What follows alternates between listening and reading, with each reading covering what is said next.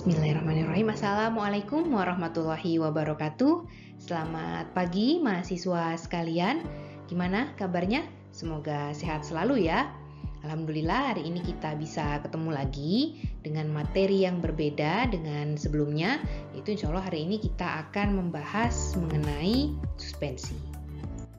Seperti biasa, sebelumnya kita akan membahas mengenai pengertian suspensi. Apa itu sediaan suspensi? Nah, sediaan suspensi itu berbeda ya dengan sediaan larutan maupun sediaan emulsi yang sudah pernah kita pelajari pada pekan-pekan sebelumnya. Kalau sediaan suspensi itu memiliki kekhasan, yaitu dia juga sama, terdiri dari dua fase. Hanya bedanya di sini ada fase yang terdispersi dan fase yang pendispersi. Jadi di sini bukan terlarut tapi terdispersi. Itu dua hal yang berbeda. Kalau terlarut dia seperti larutan sempurna, sementara kalau terdispersi bisa jadi mungkin beberapa suspensi masih bisa disaring seperti itu. Ini adalah beberapa contoh sediaan suspensi ya. Ada banyak sediaan suspensi yang beredar di pasaran.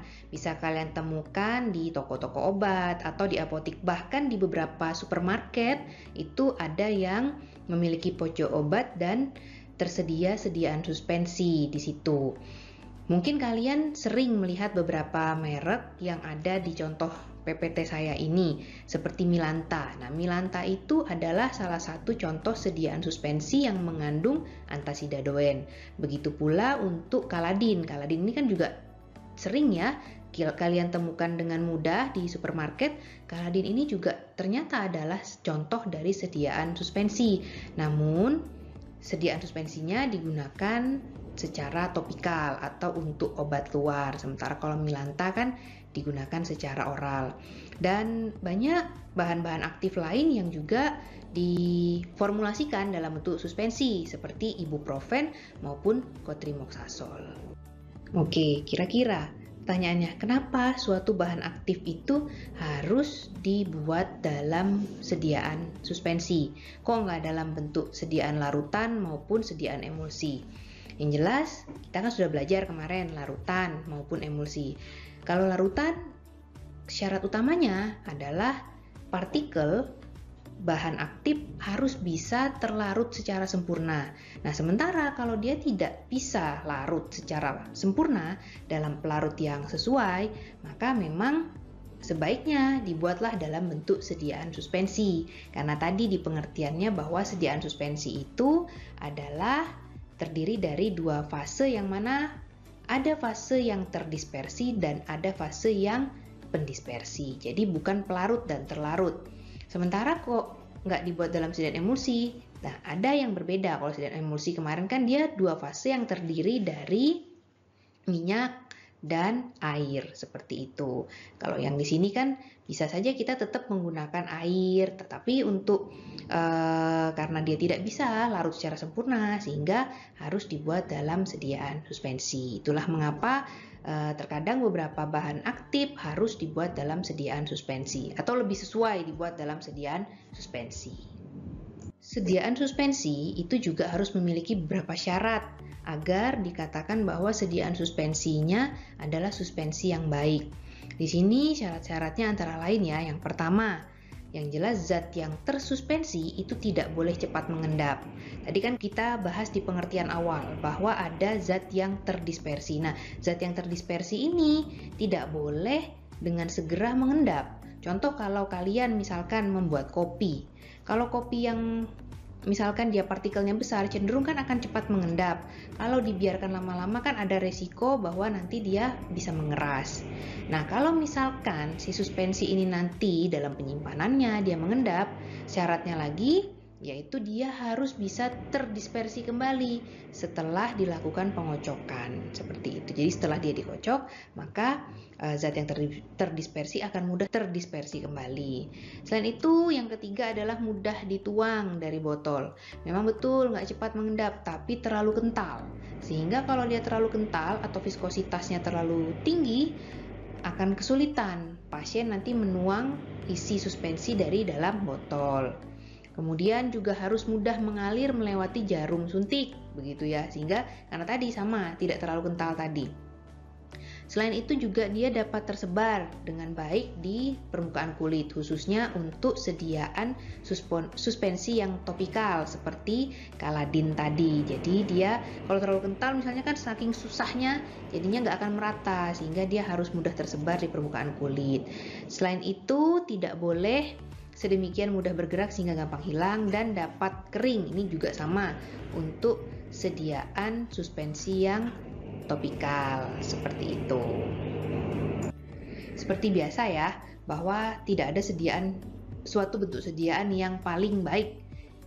Jadi masing-masing suatu bentuk sediaan itu punya keuntungan dan kelebihan serta kekurangan dari masing-masing.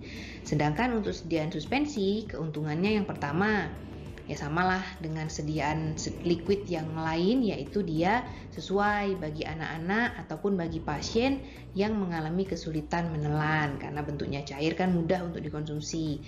Kemudian rasa yang tidak enak, misalkan kayak tadi antibiotik Kotrim, itu kan pahit rasanya. Dengan dibentuk dalam sediaan suspensi itu akan tertutupi rasa pahitnya. Selain itu juga secara kimia sediaan suspensi ini lebih stabil dibandingkan larutan. Sementara yang keempat adalah untuk cairan yang mengandung bahan yang tidak larut itu memberikan keuntungan baik untuk pemakaian yang secara oral atau dalam maupun untuk pemakaian luar. Dia dapat memberikan aksi perlindungan dan juga aksi diperpanjang. Nah, kedua efek ini dapat dicapai secara relatif dari obat yang tidak larut. Jadi tadi kan suspensi kan obatnya tidak larut, tapi dia terdispersi. Berikutnya adalah kerugian dari sediaan suspensi. Sediaan suspensi ini kan tadi terdiri dari dua fase ya, ada fase terdispersi dan fase pendispersi.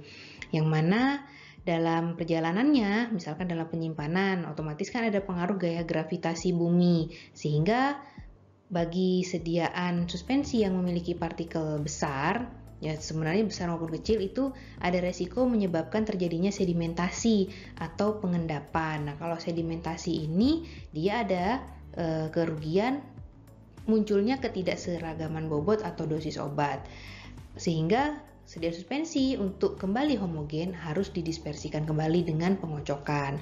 Namun kadang-kadang yaitu kerugiannya kalau sedimentasinya terlalu keras sehingga sulit untuk didispersikan kembali. Sementara yang berikutnya yang ketiga yaitu karena produknya ini kan cair, sediaan liquid pada umumnya tidak hanya suspensi, karena dalam bentuk sediaan cair dikemas dalam botol sehingga masanya jadi lebih berat dan untuk distribusinya juga membutuhkan ruang atau space yang lebih banyak jika dibandingkan dengan sediaan solid. Suatu suspensi, tadi seperti saya katakan kan, dia akan bisa timbul pengendapan karena adanya pengaruh dari gaya gravitasi. Nah, sistem dari pengendapan ini itu biasanya dikenal dengan istilah deflokulasi dan flokulasi. Di sini ada dua perbedaan, kalian bisa melihat pada tabel PPT ini. Yang pertama yaitu deflokulasi dan flokulasi. Ada perbedaan yang jelas. Mungkin yang pertama dari partikel. Kalau untuk yang deflokulasi itu partikelnya lebih kecil. Sementara kalau yang flokulasi untuk ukuran partikelnya lebih besar. Sehingga karena ukuran partikelnya lebih kecil, endapan yang terbentuk untuk yang sistem deflokulasi itu lebih lambat dibandingkan yang flokulasi. Begitu pula dengan lajunya. Kalau untuk deflokulasi, laju pengendapannya lambat. Sementara yang flokulasi itu laju pengendapannya lebih cepat.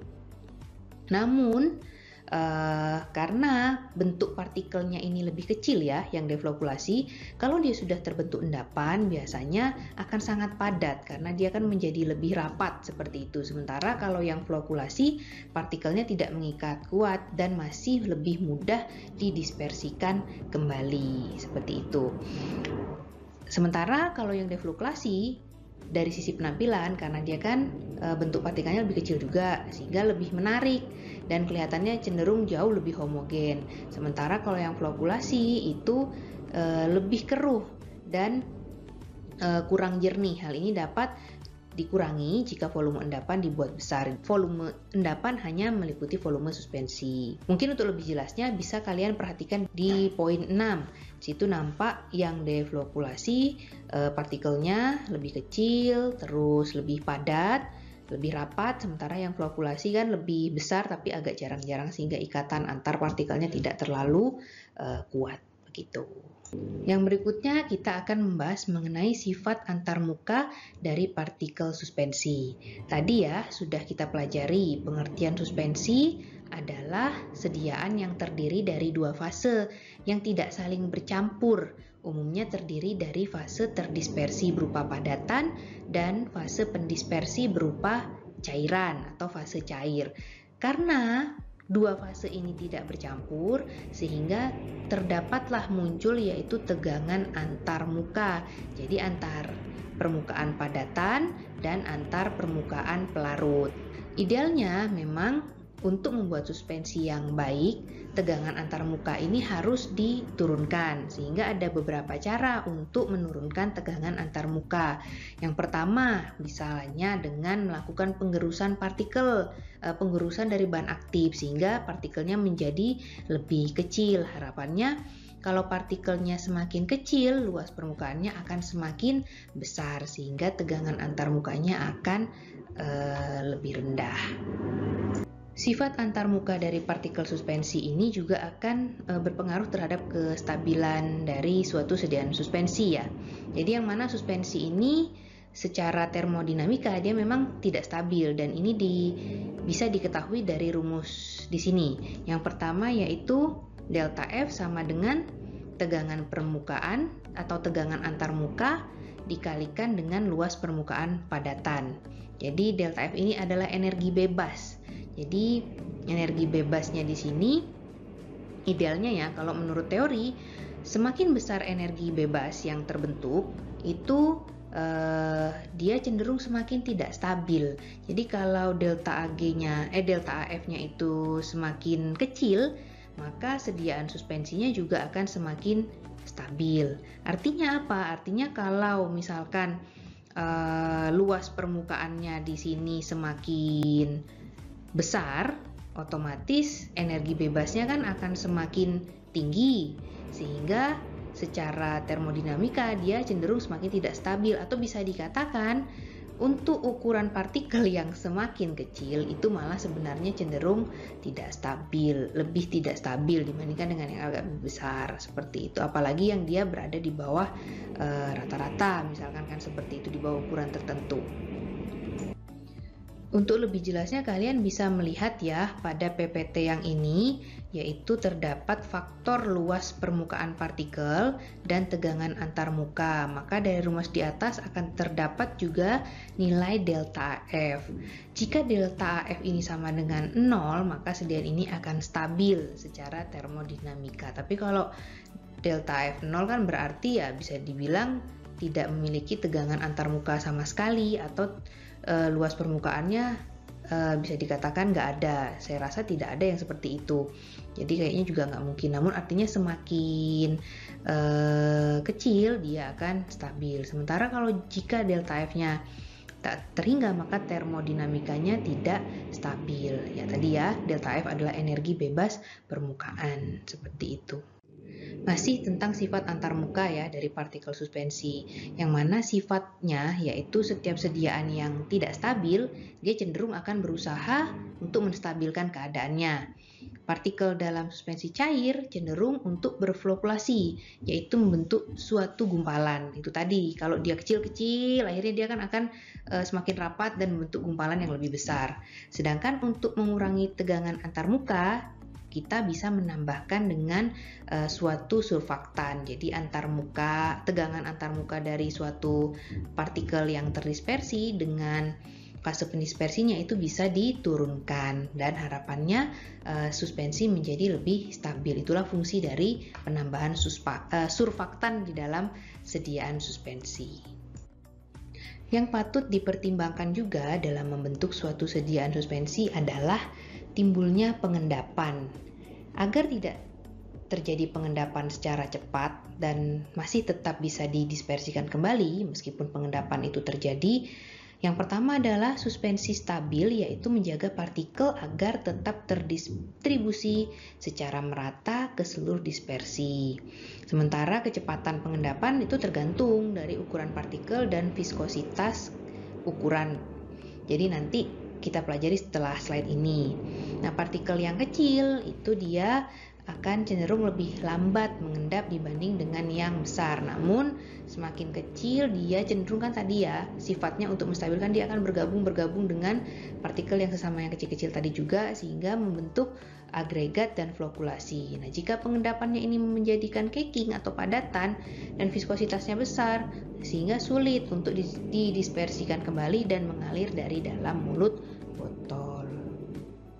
Sehingga untuk mengetahui seberapa besar kecepatan pengendapan itu bisa dihitung dengan mengikuti hukum Stokes seperti rumus berikut, yang mana kecepatan akhir dilihat dari yaitu D kuadrat diameter partikel ya. Nah, di sini kan kelihatan bahwa diameter partikel itu ternyata berpengaruh sangat besar. Dia dikuadratkan dikali dengan kerapatan dari fase terdispersi dikurangi kerapatan fase medium pendispersi. Terus dikalikan dengan G itu adalah gravitasi dan dibagi dengan viskositas dari medium pendispersi. Artinya apa? Artinya dari sini kita bisa melihat bahwa kalau gravitasi kan pada umumnya hampir sama ya. Di seluruh permukaan bumi kan gravitasinya angkanya sama. Namun semakin besar partikel, otomatis kecepatannya akan semakin cepat. Tapi tergantung lagi dari viskositasnya. Kalau viskositasnya dia juga besar, meskipun ukuran partikelnya besar, ya memang dia tidak terlalu cepat. Tapi kalau seumpama partikelnya besar, sementara viskositasnya itu kecil, maka kecepatan munculnya pengendapan itu juga akan lebih besar. Ini adalah gambar dari mekanisme pembasahan. Jadi beberapa partikel itu ada yang mudah terbasahi oleh air, tetapi ada juga yang sulit untuk terbasahi oleh air. Ini ada beberapa mekanismenya berdasarkan dari Gennaro AR tahun 90 Remington's Pharmaceutical Science. Untuk lebih jelasnya nanti saya jelaskan di slide berikutnya. Ya, berikut adalah penjelasan mekanisme pembasahan dari partikel ya, dari gambar yang tadi, yang mana AB itu kan awalnya terjadi pembasahan secara adisional, yang mana partikel yang tadinya memiliki kontak dengan udara, awalnya kan belum kontak dengan air, dengan cairan maksudnya. Itu yang awalnya kontak dengan udara mulai terbasahi dan terjadi kontak dengan cairan.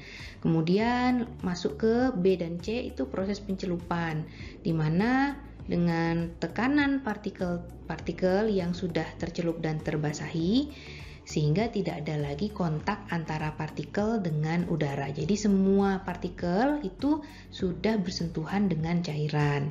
Sementara yang berikutnya adalah C dan D, terjadi suatu proses pembasahan secara sempurna sehingga cairan ini menyebar secara merata ke dalam seluruh partikel. Seperti itu. Itulah bagaimana mekanisme terjadinya pembasahan partikel dalam suatu sediaan suspensi. Oke, itu tadi beberapa materi yang saya sampaikan mengenai sediaan suspensi. Mungkin apa yang sedikit dari saya ini bisa dapat memberikan manfaat ya, dan jangan lupa mahasiswa juga untuk terus menggali karena banyak sekali kemudahan yang di zaman sekarang untuk mahasiswa mendapatkan ilmu-ilmu yang baru seperti itu ya, karena bisa jadi saya juga mungkin kurang update jika dibandingkan dengan mahasiswa yang memiliki waktu lebih untuk entah itu browsing atau mencari-cari jurnal terbaru seperti itu. Jadi ini yang dapat saya sampaikan, kurang dan lebihnya saya mohon maaf. Jangan lupa tetap sehat dan semangat belajar. Saya akhiri, wassalamualaikum warahmatullahi wabarakatuh.